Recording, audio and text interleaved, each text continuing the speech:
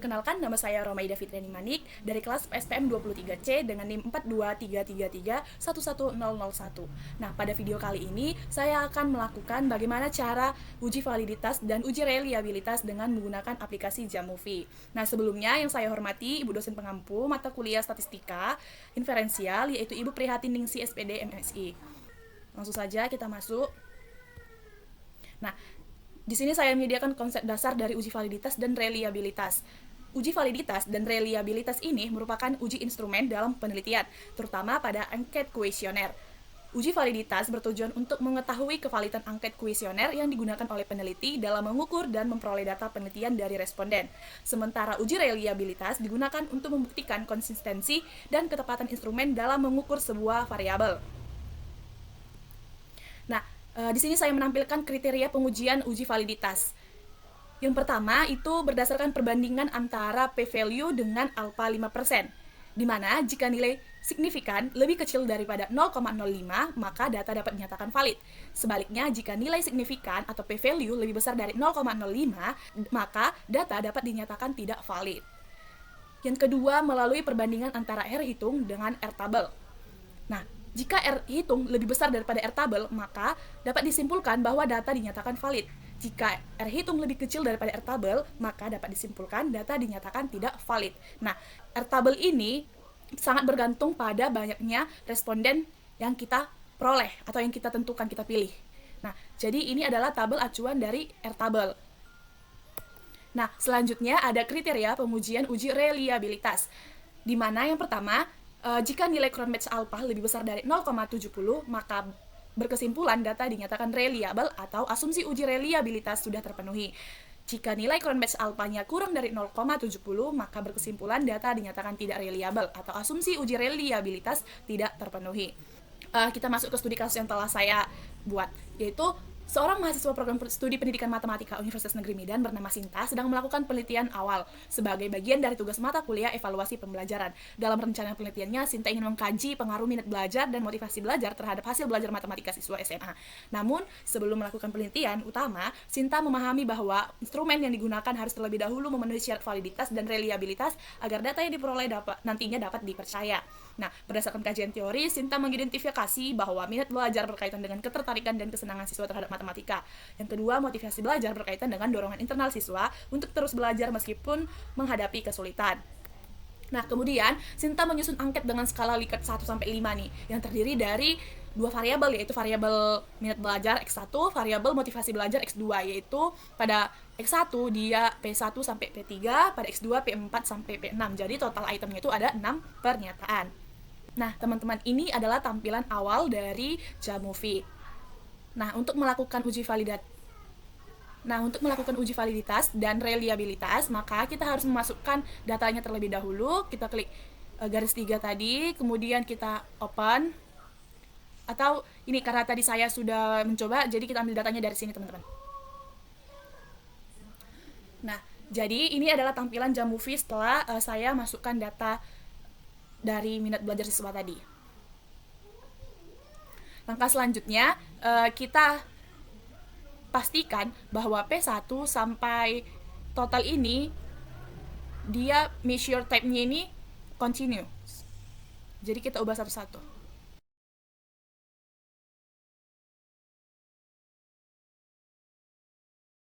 Oke, karena sudah kita ubah, maka kita dapat melakukan uji validitas dan reliabilitas. Nah, uji yang pertama kita lakukan adalah uji validitas. Untuk melakukan uji validitas, kita buka Analyze, kita pilih menu Analyze, kemudian Regression, kemudian kita pilih Correlation Matrix. Nah, maka akan tampil seperti di layar ini.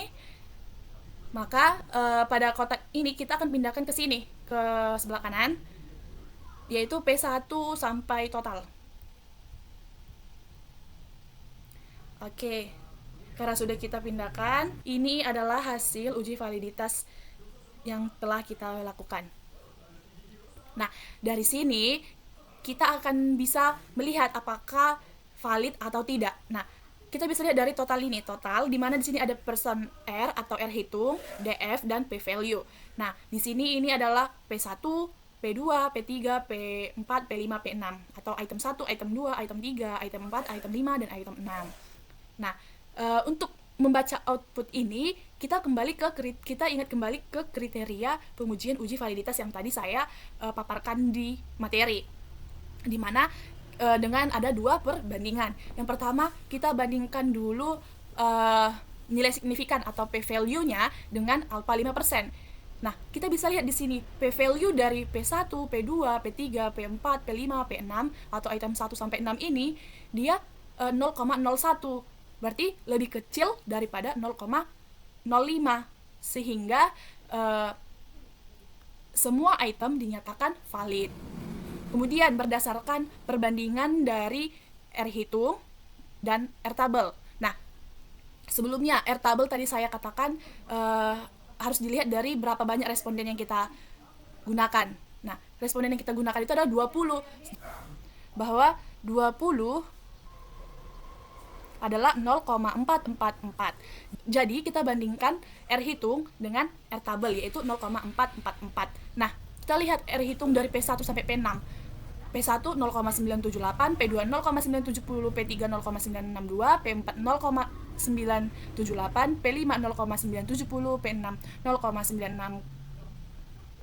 Nah, bisa kita tangkap dari semua nilai R hitung P1 sampai P6 ini lebih besar daripada R tabel, yaitu 0,444. Seluruh nilai R hitung lebih besar daripada R tabel, maka data dinyatakan valid. Berdasarkan kriteria pengujian uji validitas tadi, data dinyatakan valid. Nah, kemudian kita masuk ke dalam uji reliabilitas. Dengan cara kita pilih analyze, kita pilih faktor, kemudian kita pilih reliability analyze.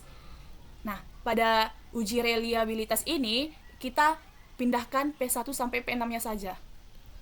3, 4. Nah, kita bisa lihat di sini, di tabel hasil outputnya, yaitu terdapat Cronbach's alpha-nya itu adalah 0,987.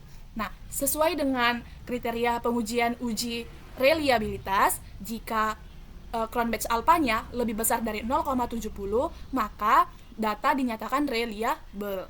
Maka karena Cronbach's alpha dari data ini adalah 0,987, maka dia lebih besar daripada 0,70, sehingga hasil uji data ini adalah reliable. Nah, ini tadi rekapitulasi hasil uji validitas yang telah saya lakukan. Saya bentuk jadi tabel. Ini semuanya valid. Kemudian ini hasil uji reliabilitas. Dinyatakan reliable.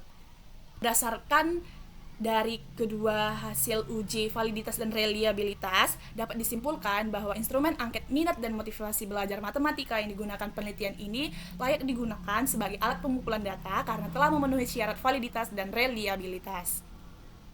Baik, sekian materi dan praktik langkah-langkah uji validitas dan uji reliabilitas menggunakan Jamovie yang dapat saya lakukan. Jika ada kesalahan kata penyampaian maupun praktikan, saya mohon maaf. Semoga video ini dapat bermanfaat bagi banyak orang. Terima kasih.